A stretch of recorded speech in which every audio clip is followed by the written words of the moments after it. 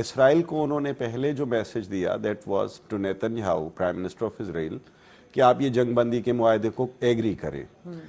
اب ابو مریم نے بہت اچھی بات کی. آئی وڈ سیکنڈ ہم کہ ٹرمپ جو چیزیں انہوں نے پہلے کہی مڈل ایسٹ کے لیے, اب وہ جو چیزیں ہم دیکھ رہے ہیں آنکھوں کے سامنے, جو وائلیشن آف ہیومن رائٹس ہو رہی ہے وہاں پہ, پھر سے جنگ شروع ہو چکی ہے وہاں پہ, تو وہ باتیں خالی باتوں تک محدود ہیں جو پیش رفت وہ بتا رہے ہیں. Actually on ground the situation is very totally different, I should say rather.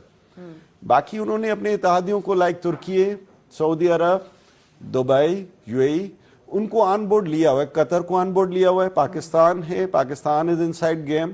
So countries مسلم امہ کے جو پلرز ہیں ان سے وہ بات کریں. ایران کے اوپر انہوں نے پریشر ایگزرٹ کیا ہے کہ آپ مڈل ایسٹ کے اندر مداخلت ختم کر دیں, otherwise after 2 months you have to face some consequences.